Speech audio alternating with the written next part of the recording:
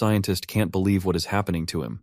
He has a bewildered look on his face and says that Su-chen should have been completely devoured by him, but he underestimates just how strong our boy is. Su-chen rips open his chest with his 2 hands as he makes his way out of that chaos. He splits the Rat King in 2 and steps out with a fierce gaze and a red shine in his eyes. His body is marked with red streaks all over, and Li Huyen, despite being split, still can't believe it. Su-chen looks down at him. Please know that he has found what he has been looking for. In his hands, he holds the Rat King's crystal core. With the Rat King's crystal core gone, the mutated rats begin acting more vicious and crazy. Barricades can barely hold them back because they are able to squeeze through with their bodies. More of the creatures start to appear from tight spaces and corners, looking for the next target to consume. They pop out of the holes in the walls and in the ground. As they reveal themselves, they hold on to the dead bones of their pathetic victims. The guys who are caught up in the battle are irritated at the sight of the monsters. One of them complains that the rats are easily squeezing through even the tiniest of spaces. The man screams out with fear in his eyes as he runs for his life. He tells his companion to watch his step close to a ditch. The little girl's bald brother stops in his tracks immediately when he sees a rat emerging from the sewers. He grits his teeth and stands still as the monster sniffs around for the next person to attack. Sadly for the bald man, the rat grabs his leg as he moves and holds onto it firmly. He is confused and has no idea what to do as he screams out, while more of the rats emerge and begin to drag him down to the depths of their sewage. He struggles and yells at the rats to let him go, but there is no hope for him. He tries his best to escape and claws at the ground, but the monsters hold him firmly. The other brother watches and calls out to the man getting dragged down, while the little girl holds onto his shoulders. Tears run through their eyes as they watch him get dragged into who knows where. There is nothing they can do, and as their brother is taken to his death, he tells them not to worry about him, trying to ease their minds as the monsters take him away. He tells the little brother to take care of the little girl, and his voice gradually fades out as the rats finally pull him away. The rats retreat to their depths to continue their meal, as the two keep calling for their lost brother. On the other hand, Tian Yue is completely exhausted. He doesn't look like he can still keep up with holding the rats back. There are injuries all across his face, and his mouth is bleeding badly. His eye bags are so heavy, and it looks like he's about to collapse. The faction leader realizes that the whole thing is too much for him, and he looks like he is about to pass out. Su-chen needs to show up fast and do something, or it's all going to be over. With the little strength he has left, he keeps trying to fight back the rats. He slashes the monsters as they approach him, but he has already reached his limit. The rats can't give up a chance to attack weak prey, so more of them swarm him. At this point, Tian Yue is basically seeing Jesus already. He is beyond exhausted. He can barely keep his eyes open. His arms give out, and it looks like it's finally the end for him. After the last of his energy leaves, he accepts his fate. Yun Yun, as well, is being overrun by the monsters. The monsters climb all over her and bite her body, causing her to wince and cry out in pain. The buildings all around her keep taking damage as she jumps around in pain. Duanya doesn't have it much easier either. The rat monsters run towards her, and she says that it is impossible to block out or mind control all of them. Tian Yue looks towards the sky, and he notices a black figure at the top of the building. The strange figure leaps from the roof and suddenly lands in front of all of them with a menacing aura. As it lands, it kills some of the filthy rats and sends them packing. It has a dark face and a bright, sinister-looking grin. The shadow's aura is immensely powerful, and Tian Yue is frozen on the spot out of fear. He shouts that it must be the Rat King and thinks it is the end for him. Duanya almost starts to cry as she thinks Su-chen might have failed to defeat the Rat King. It's almost impossible to believe that he somehow failed his mission despite how powerful he is. The monster then speaks to them and tells them not to be afraid. The former chef can tell that the voice belongs to Su-chen, and she is able to calm down for a bit. The dark aura around him clears from his face, and it reveals that it really is our protagonist. Despite their fears, he managed to take down the Rat King and absorb his power. Although the remaining consciousness in the crystal core wants to devour him, thanks to his sharp mental strength, he is managing to hold it back. When in a tough situation, he isn't going to lose a battle of mental strength. He has a wicked smile on his face as the shadow slowly fades away from his body. Tian Yue is glad to finally see his brother again. Su-chen thanks the faction leader for all the hard work he has done and how he managed to hold back the horde until the Rat King was defeated. Just as the shadow fades from his body, the mutated rats all fix their eyes on him. Now that a new threat has joined the party, they look eager to feast. They all rush towards him from behind, hoping to catch him off guard and overwhelm him. And Tian Yue warns him to be careful as he sees the monsters rushing towards him. Nevertheless, Su-chen is unfazed and slightly turns his head to tell the monsters to get lost, with a devilish glare in his eyes. The rats stop in their tracks instantly, and the anger in Suchen's gaze causes them all to scurry away. They turn to run, clearly terrified of going up against our man, and all of them look like they have just seen a ghost. The barriers that are meant to hold back the mutated rats end up being their escape route, as they squeeze their bodies to get through the little holes. The others escape through their underground tunnels, and the rest go through the vents. The rest of the human survivors can't believe their eyes. They wonder what has caused the rats to suddenly get scared and run away. Now, with the battle over, it seems like they just barely made it through the whole ordeal. Even though Suchen isn't the Rat King, the remaining power of the crystal core is enough to intimidate the rat men into retreating. If he hadn't made it back in time, they would have just kept on coming out of every corner and attacking them. But there's no time to celebrate just yet. Tianyue starts to cough violently now that his body is going through withdrawals from the scientist's drug. Suchen rushes to hold up his brother as the man looks ready to fall over and faint. It looks like the drugs that the scientist has been giving them are also a type of poison. It gives immense strength, just like they thought. But the more power they use, the deeper the poison effect. Suchen desperately asks Yun what he can do to help his friend. She tells him that in Liu Heiyun's lab there is a corpse that has the answer to their problems. If he can get to it and extract a sample of its blood, then they can use it to make a serum that should be able to neutralize the poison. With a clear mission in mind, Suchen heads back into the lab to try and find the monster that Yun described. He reaches a door deep in the building where he found the Rat King and wonders if this is the place that Yun mentioned earlier. As soon as he gets there, he notices that there is a strong, oppressing aura oozing from behind the door. Something unnatural is behind that door, and he can feel it just from outside. With no other options, he opens the door, allowing what seems to be stale, frozen air that is in the lab to leak outside. He notices that walking into the room feels like stepping into a black hole. As he walks in, he seems to pass through a thin barrier blocking the entrance of the lab. He breaks through it, but can't believe the feeling that it gives him. To him, it feels like he has passed through a wall of pure mental power. He analyzes his body to see if anything has changed, but there is none. He glances ahead and becomes confused about who he is staring at. From what Yun told him, there are supposed to be only corpses in the lab. But instead of a rotting corpse, he sees a lady sitting and working on the computer in front of her. From how she greets him, it's almost like she expected him to come and meet her. The lady turns and refers to him as her classmate Liu. Suchen is confused as to why she is calling him Liu. She must be mistaken. After all, he looks nothing like that madman. He turns to look at himself in the reflection of one of the lab machines, but he sees that he really does look like Liu Heiyun. He immediately realizes that this must be some sort of illusion, and he has to wake up quickly. For now, though, all he can do is play along with the trick. He greets the older woman, calling her Professor Xiao, and she invites him to come and take a seat. Suchen assumes that he has entered Liu Heiyun's memories as well, since he seems to be reliving his past experiences. Xiao then takes off her jacket, and he asks her what she is doing. She tells him that the lab is really stuffy and she needs to cool off. On the table beside them is a crab that is being experimented on. Liu explains to her that a common parasite is found in these crabs. She confirms it and says that it is a strange creature that uses its host to protect itself while coexisting with it at the same time. It's a parasitic organism called a succulina, and that's what both of them are trying to research with the crab. Or at least they were supposed to be doing that until Professor Xiao gets a better idea. As they look closer, Xiao asks if he finds the creature interesting as she rests against his back and starts feeling his chest. Liu is trying his best to keep his cool composure. She isn't making it easy for him at all, considering how revealing her clothes are. She continues to rub his chest, making him more nervous as well. The moment gets more heated when she leans in on him and says that she doesn't expect him to be so knowledgeable and also have a good physique as well. Liu gives a sly smile and looks like he is ready to make the best out of his current situation. He turns his seat around and Xiao sits on his lap, almost looking like she's trying to push him down.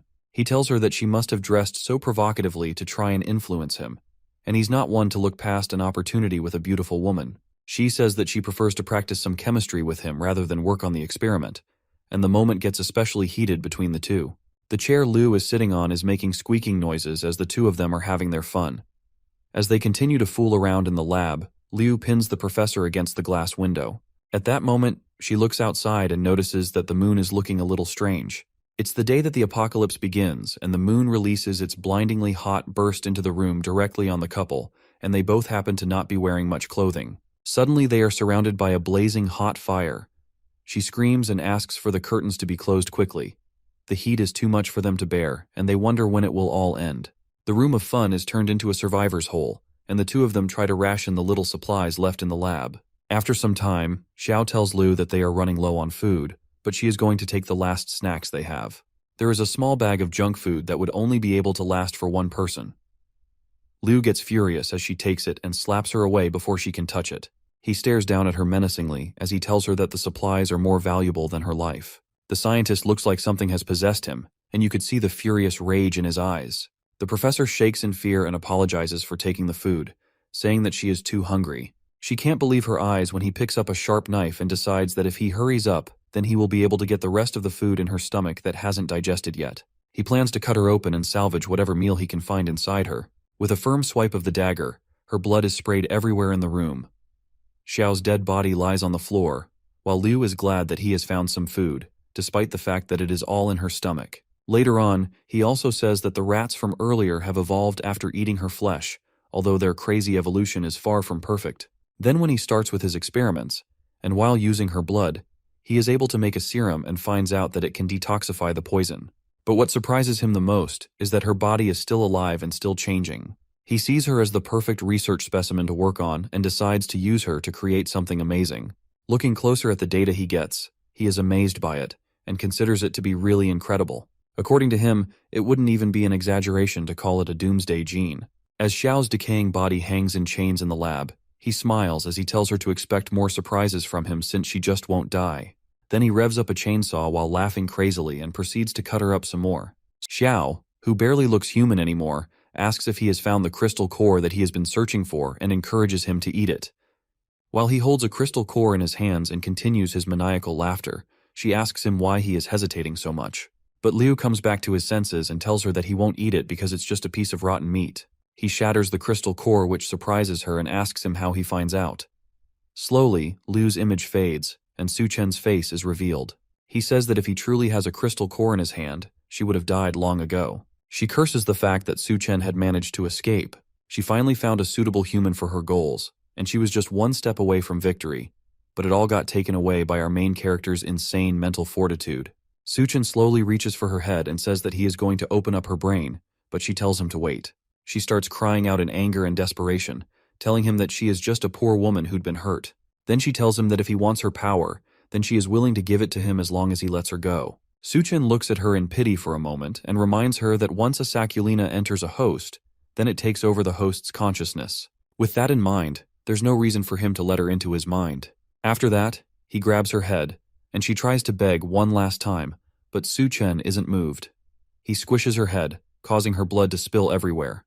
Her body starts to fade away slowly, and he wonders if it is due to the absence of the crystal core. With the crystal core finally in his possession, he is glad that there is no problem this time. Seconds later, he remembers that his original goal was to get a sample of her blood.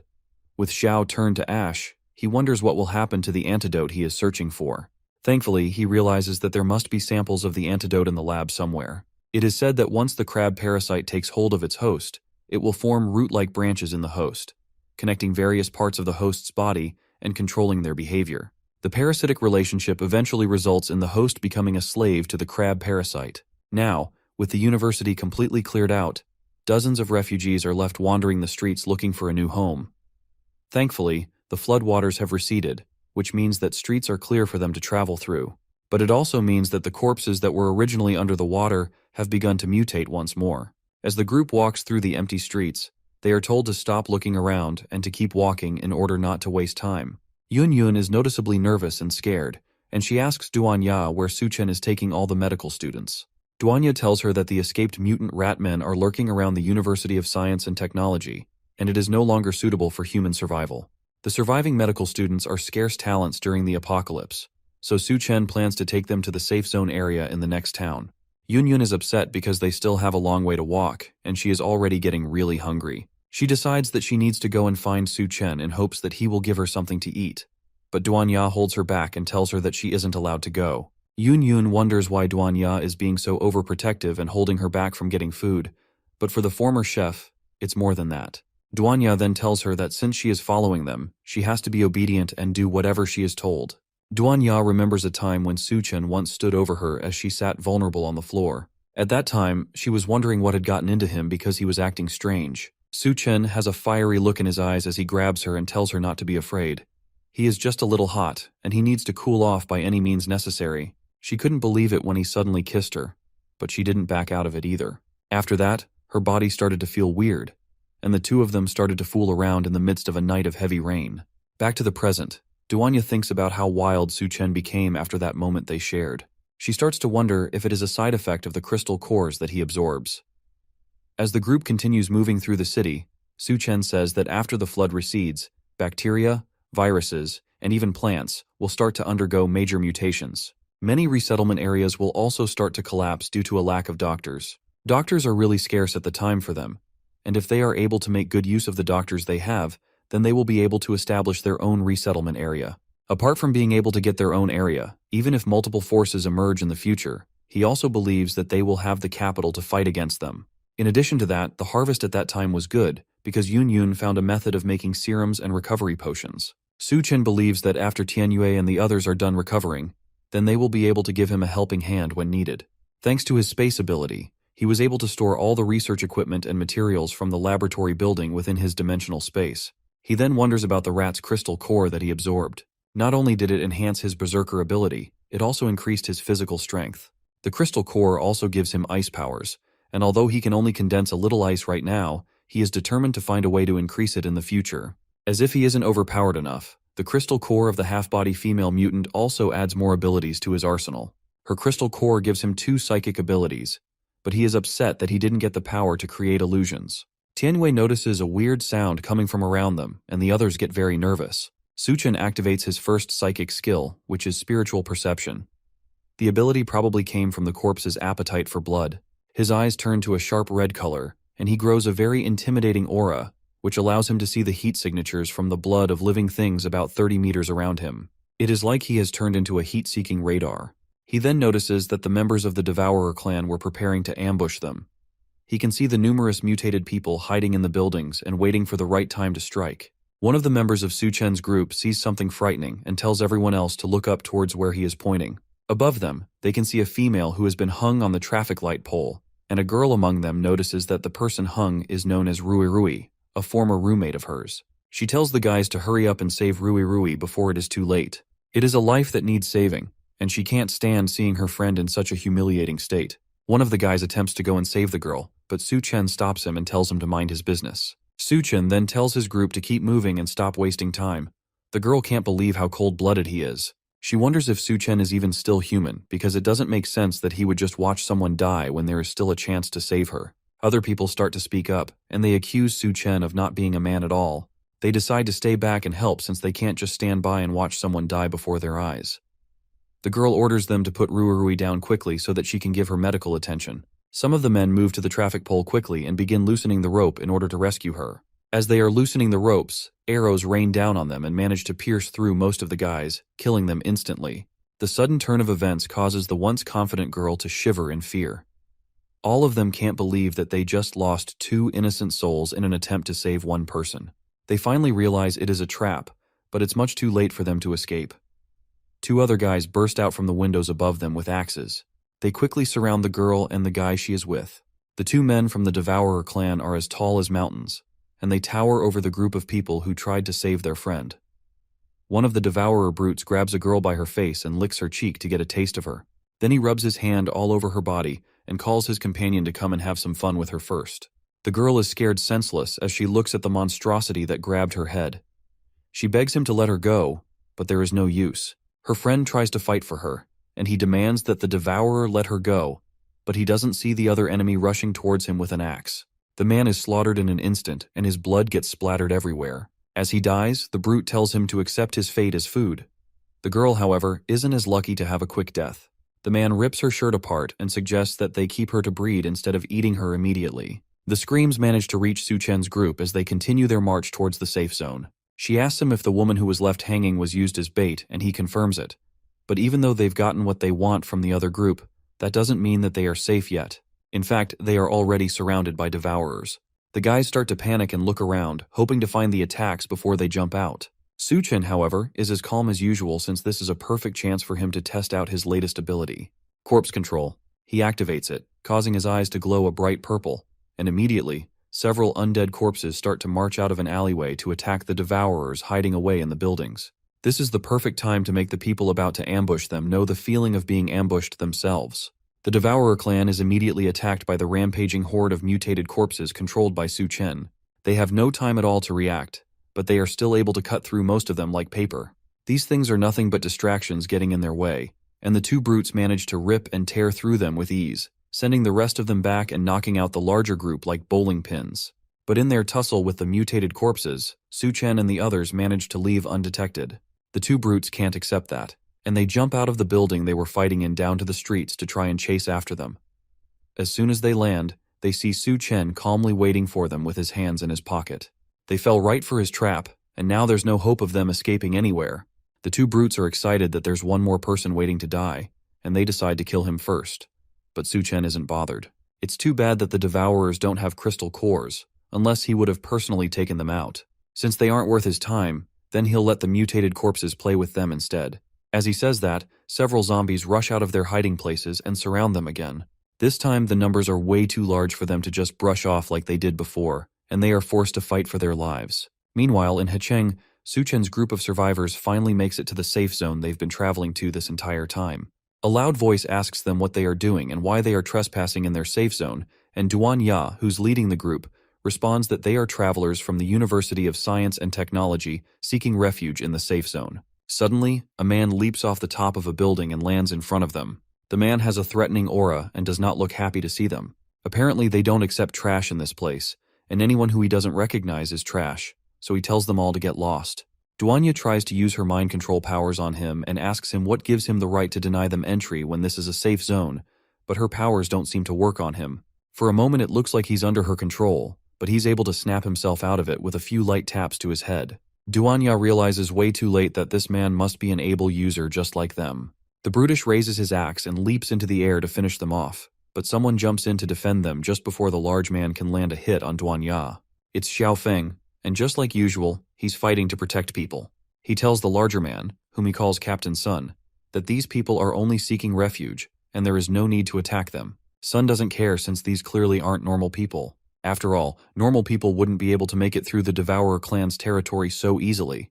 He suspects that they must be spies sent from the Devourer clan to infiltrate them. At this accusation, Su Chen finally appears from behind the group to meet his old friend. He tells the brutish Captain Sun that if he doesn't want them, then he will just take the dozens of doctors he brought along with him to another safe zone. That catches all the guards' attention, and they didn't realize that there were doctors in the group. It's very rare for a single doctor to survive for so long in the apocalypse, and they manage to bring dozens of them all at once. Xiao Feng is excited to see Su Chen again, and realizes that these must not be ordinary survivors from the wasteland. With his old friend there, these can't be spies from the Devourers either. He decides to swear to his life that these people are his allies, and he will personally take care of them. Since Su Chen is in the group, if he says there are dozens of doctors, then he can't be lying. With what Su Chen has pulled off in the past, Xiao Feng would believe him even if he said he had thousands of doctors. With his own soldiers' words as backing, Captain Sun has no choice but to let them in. After all, if they have doctors with them, then they no longer have to bury patients alive anymore, and the sick among them can get proper treatment.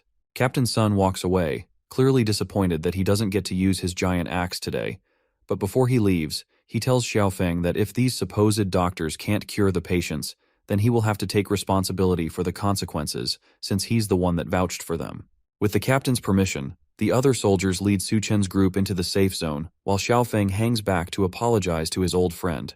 He asks our protagonist not to take offense and tells him that Captain Sun is just like that. Su Chen isn't bothered, however. After all, he has dealt with his own fair share of annoying people throughout the apocalypse. Putting that aside, he came with his large group of doctors at the right time. The safe zone has had some strange patients who definitely need a doctor's help. The soldier leads them to a warehouse deeper in the safe zone, where they keep the dying and the ill together. In the very back of the warehouse, he shows them the corpse of one of the victims of the strange condition affecting the camp. It's a woman who looks like she has been long dead.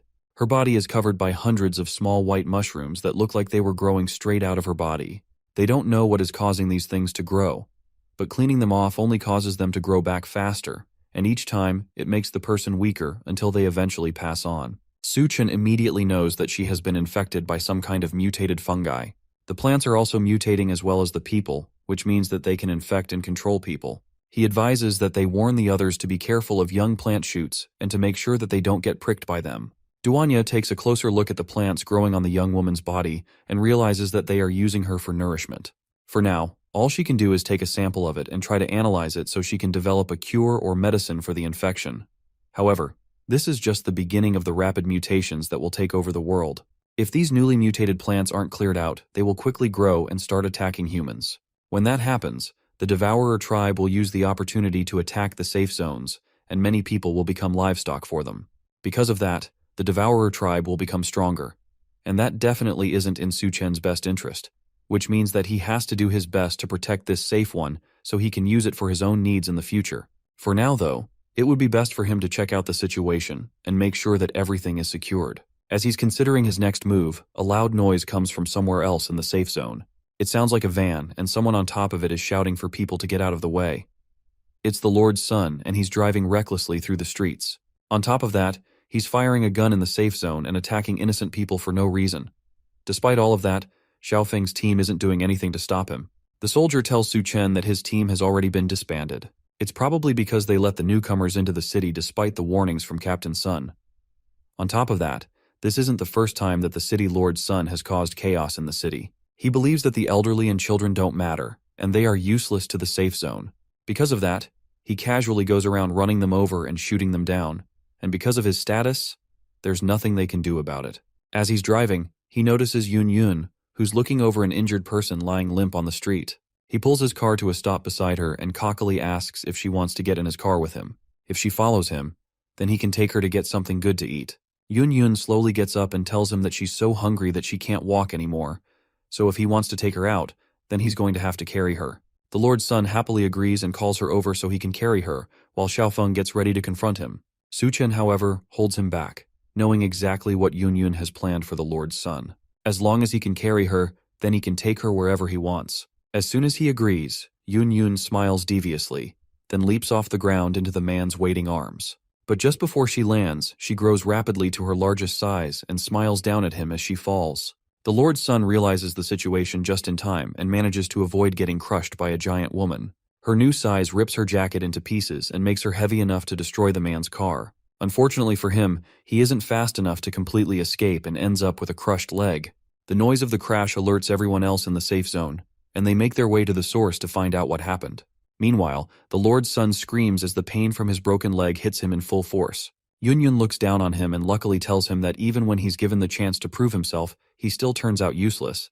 Then she steps on his already broken leg with her giant foot, causing him to scream even louder. The sound attracts the soldiers from deeper in the zone, and they hurry to check on him and ask what happened. He immediately points an accusing finger at Yun Yun, calling her a monster since she turned into a giant woman and broke his leg. Duanya steps in and uses her mind control ability to warp the memories of the people around them, and they turn on him immediately. They tell the young master that he actually fell out of his car and broke his leg himself. Thanks to Duanya's mind control, they all turn on him, and they are convinced that they saw him fall with their own eyes. The young master figures that they must all be involved in this somehow, and they all did this to set him up. With no other choice, he calls for his father, the Lord in control of the safe zone, to come and help him out of this mess. Captain Sun chuckles menacingly and figures that this interaction will be fun to watch. A car surrounded by dozens of soldiers pulls up to the scene of the incident as the young lord still sits on the ground, unable to move. Suchen's group and Xiaofeng watch as the city lord steps out of his car and demands to know what's going on. The way several people rush to answer him, plus the crowd of security that pulls up behind him, shows that the city lord has an air of importance around him.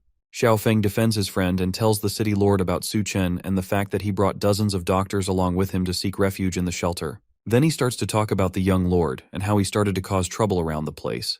But the younger man cuts in and demands that his father kill them all for breaking his leg. The lord doesn't pay attention to his son's ramblings and slaps him across the face as soon as he starts talking.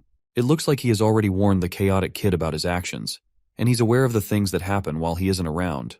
This isn't the first time that he has told his son to treat everyone that comes into the settlement with respect. His vision is to turn the safe zone into a beacon of hope in the apocalypse, and to make everyone that comes to them feel some warmth. Because of his great dream, even his own son gets punished when he does wrong. That must mean that the city lord is a good man, and it's rare to find such a noble-hearted person in the apocalypse. At least that's what the crowd thinks as they start to cheer for him and his good deeds. The city lord turns to them and personally invites them to stay with them and build a new dream together. Here, They will provide the best food and the most generous conditions to make sure that they all survive in the new hellish world. Xiaofeng turns to tell Su Chen that thanks to the city lord, his group can now stay without any problems. But his friend is already long gone, as are his 2 girlfriends.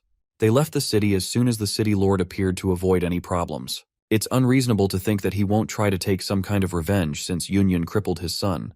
Because of that, the 3 of them have to sleep in the woods for the night. Yunyun nervously tells her new sister that it's the first time she has ever had to sleep outside. Surely Duanya must have some kind of experience since she has survived in the apocalypse for so long. The former chef tells Yunyun to stop thinking about unnecessary things. Besides, with Su Chen around, who knows if they will even be able to sleep at all. Our protagonist comes up behind them and warns them to stop messing around. Someone is coming, and they need to be ready for an attack. Then he calls for the people hiding behind a pillar to come out and face them.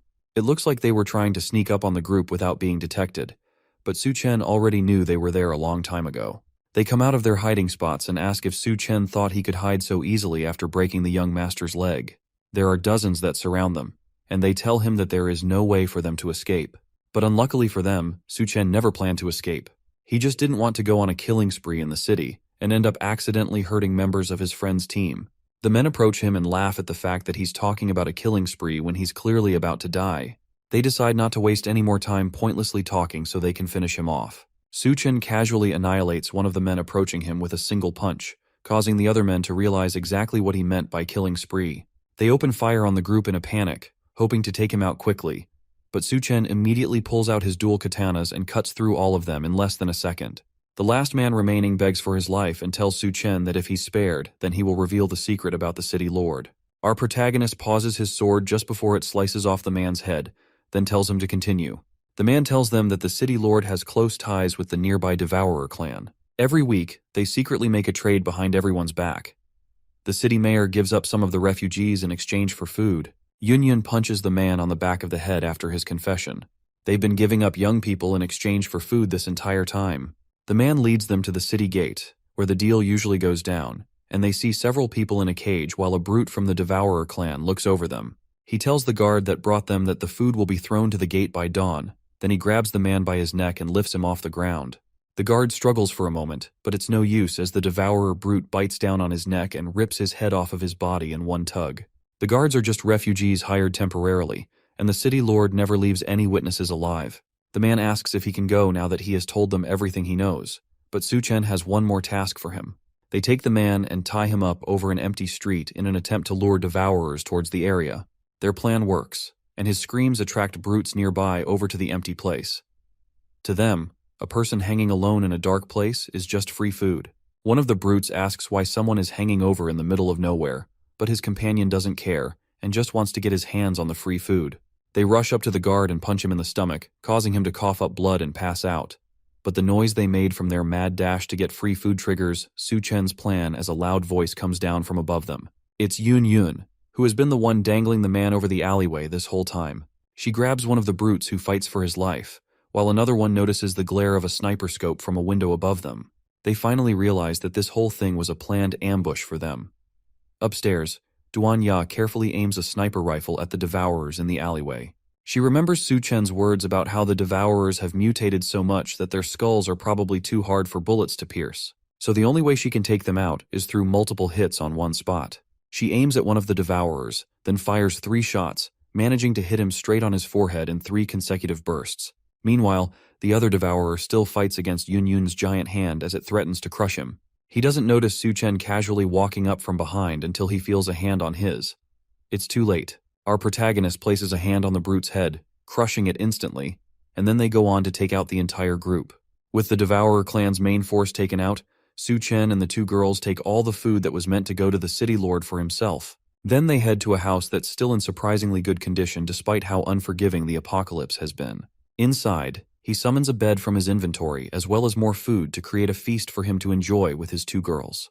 Duanya tells him that if he wants to own a settlement base, then he can just find a different place and conquer it as his own. There's no need for him to get mixed up in the mess between the city lord and the Devourer clan. While that is true, building a base takes a lot of time and effort, and he's not good at that sort of thing. For the actual management of the base and its welfare, he's going to need someone reliable who has experience working with that sort of thing, and that person just so happens to be inside Hecheng. As they talk, Yun appears wearing an outfit that doesn't leave much to the imagination. She sees both Duanya and Su Chen lying on the bed and asks why they decided to start without her. Su Chen lays down on the bed as the two girls climb around him, ready to fool around. Thanks to him, they have been able to live like humans since the beginning of the apocalypse, so tonight they plan to return the favor and serve him well. While the three of them get freaky in the ruined city, the guards from the safe zone eventually find the hanging corpse of the man that Su Chen used as bait. The city lord Zhang mistakenly takes that to mean that the deal with the Devourers went wrong, and he rushes to the Devourer clan to find out what happened.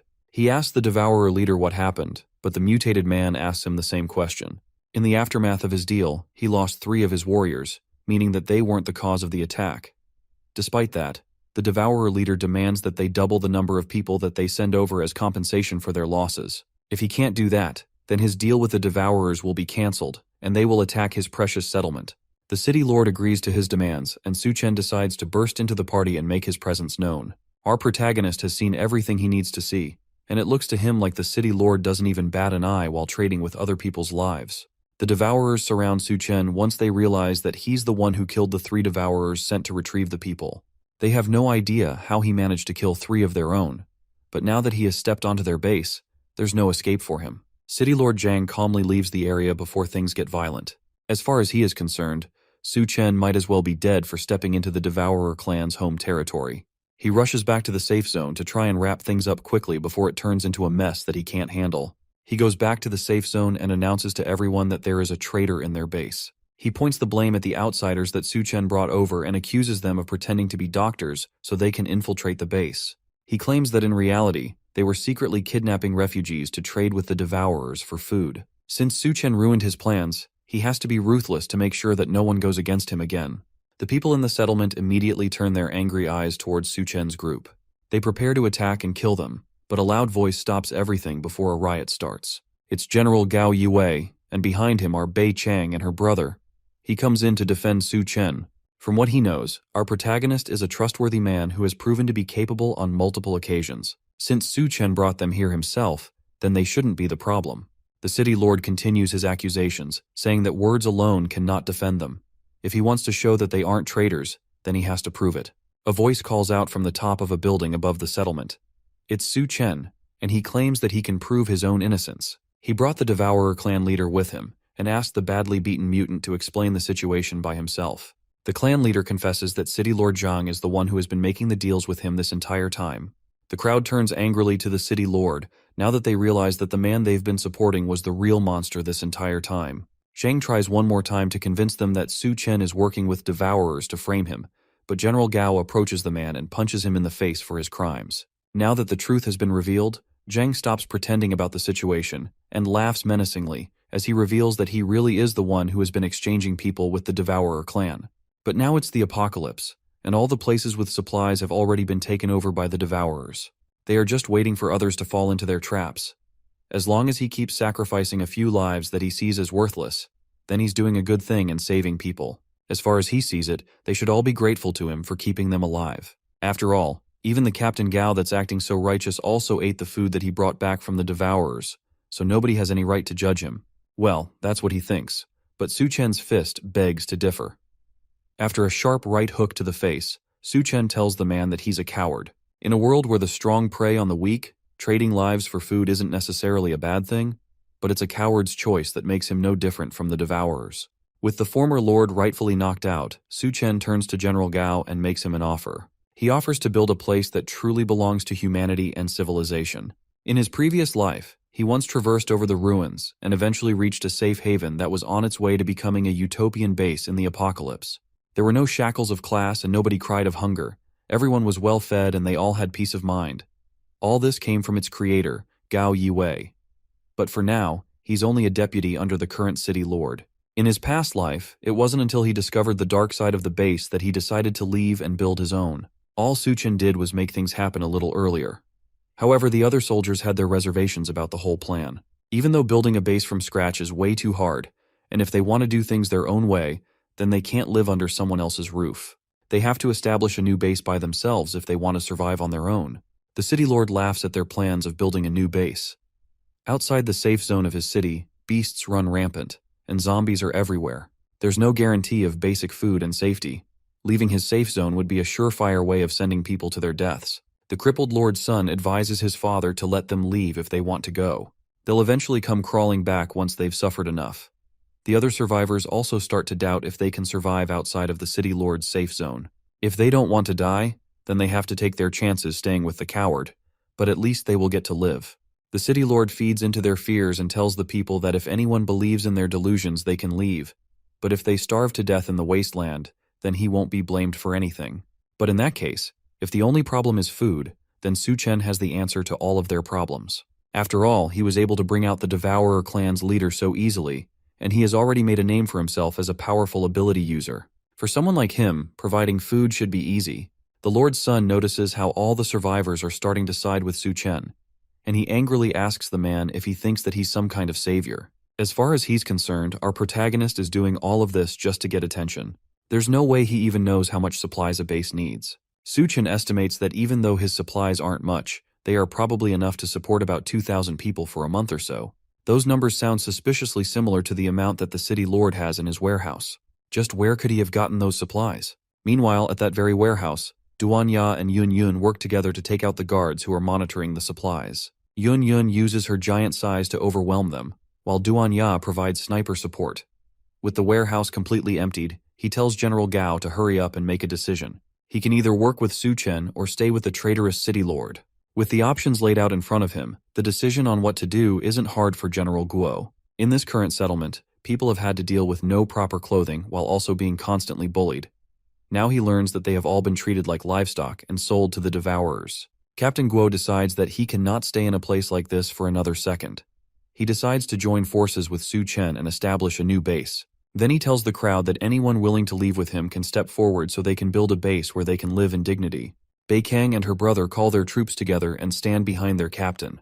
These were supposed to be the city lord's army, but after his betrayal, they are now only loyal to Captain Gao. He orders the few soldiers that are still loyal to him to point their weapons at Captain Gao and his men.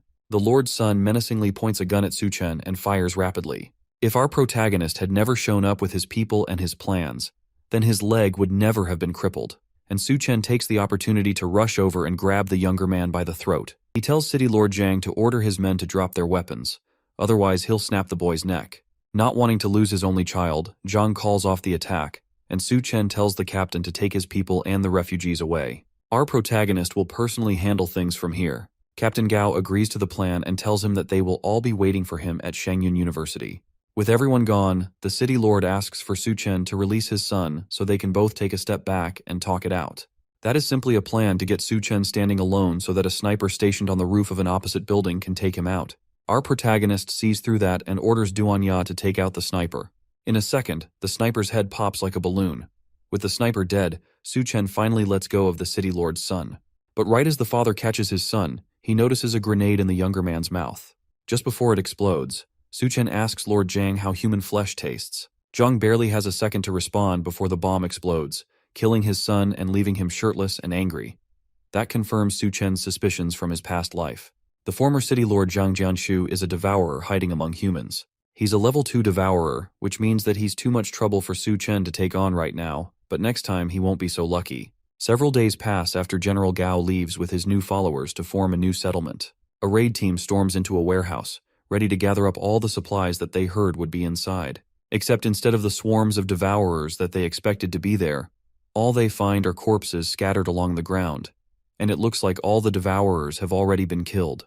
The soldiers walk up to the supply truck, and despite looking like it has been driven through the desert, its gas tank is full. It has more than enough fuel to drive all of them back to the new base. Su-chen wasn't lying when he told them that there was a truckload of supplies in the building. Captain Sun is disappointed that there wasn't a big fight like he was expecting. This mission is too easy for someone like him, and it's nothing but a complete waste of time. One of the soldiers tells Sun that the general gave the more important missions to Su-chen, even though those important tasks used to belong to him. That ticks the large man off, but he's sure that Su-chen is just a pretty boy with no skills.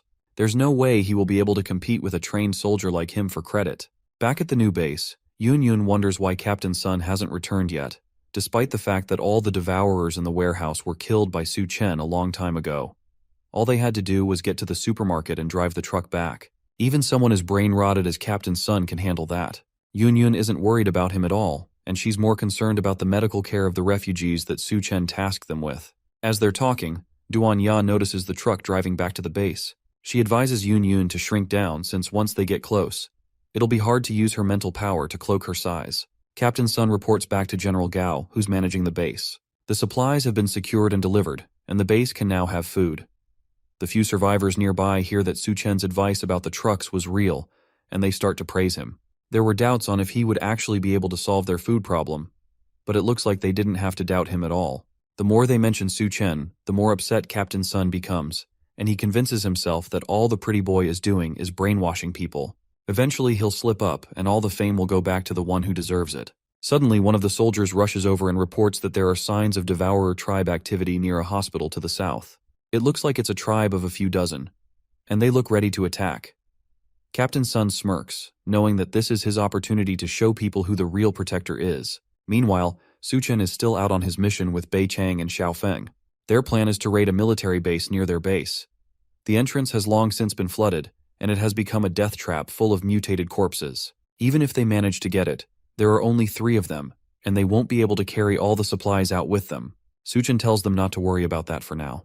All they need to do is take him to the armory. Bei Kan agrees and decides to personally bring him there. After all, she has been to the base before. But first, to get there, they need a vehicle. Su Chen uses his space ability to summon his car, and the 2 soldiers almost panic at how random his ability is. He tells them to stop talking and get in the car so they can get there in time. Then they cruise through the empty streets towards the military base. At the military base, some of Zhang Jianshu's men work to drain the large pool of water covering the base's entrance. No matter how much water they pump, though, it never seems to be enough. The leader of the team tells the rest to go and find a few useless items from their storage and throw them into the water as bait for the water ghouls. Since the city supplies have mysteriously disappeared, if they don't bring something back, then they are as good as dead. The men grab some hostages and throw them into the water filled with water ghouls. The plan works, and the ghouls get lured to the surface, which means that someone can dive in to check the place out. The leader tells his men that whoever goes down to pry open the door will be rewarded with a woman by the city lord once they get back. One of the men steps up to take on the task.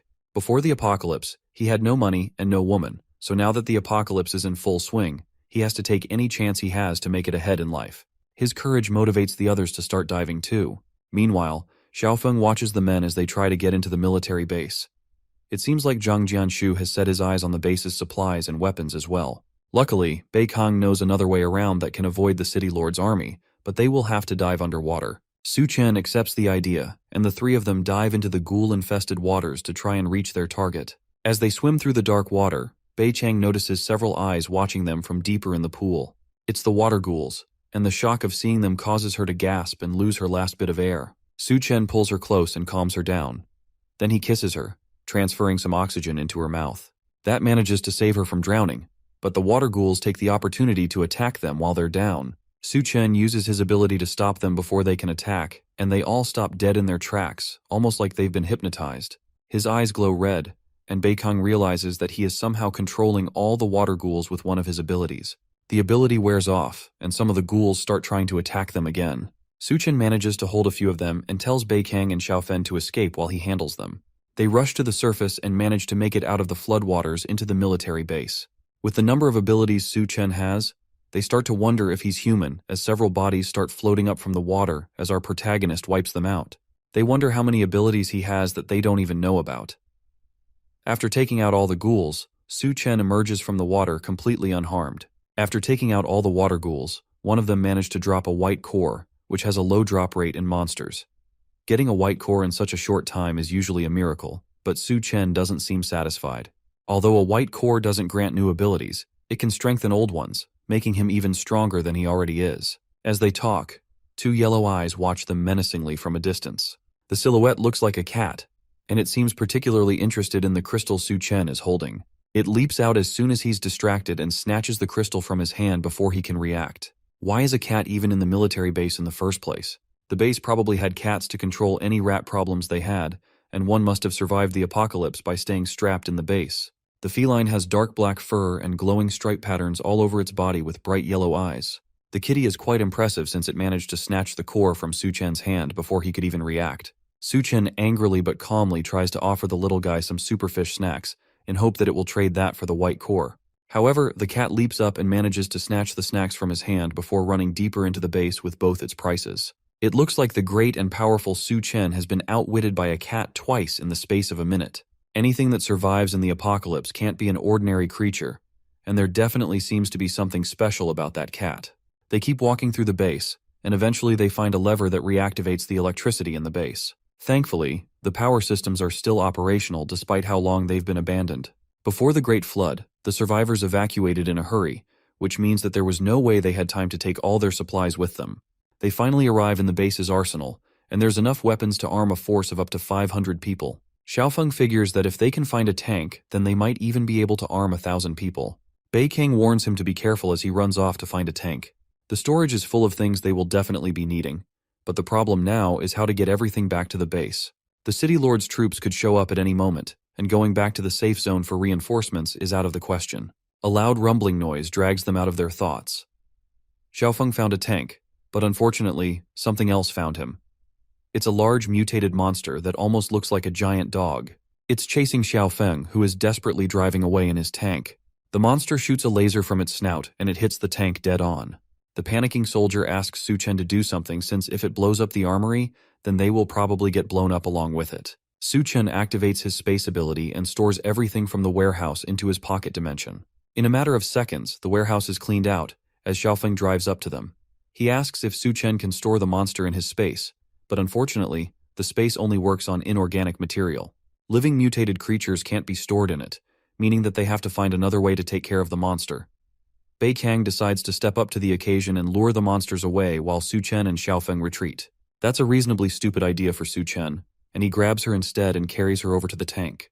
Bei Kang tries to protest and tells him that since the supplies are in his space, then he has to make it back to the base safely. As they're talking, the monster rushes up to them and charges up another blast. Su Chen manages to dodge out of the way, but the tank isn't so lucky and gets blasted head-on. Su Chen tells her to stop wasting time and to go check on Xiaofeng while he deals with the monster. She runs off but orders him not to die on her. Now that he's alone with the monster, he takes a good look at it one more time. He doesn't remember hearing about a mutated beast like it in the area during his last life. That doesn't matter though, because its crystal core will belong to him regardless. It looks like that's all we have time for now, but I'll keep you all updated if anything new happens. I'm dying to see what awesome methods Su Chen is going to use to take out this monster. And is Xiaofeng even still alive?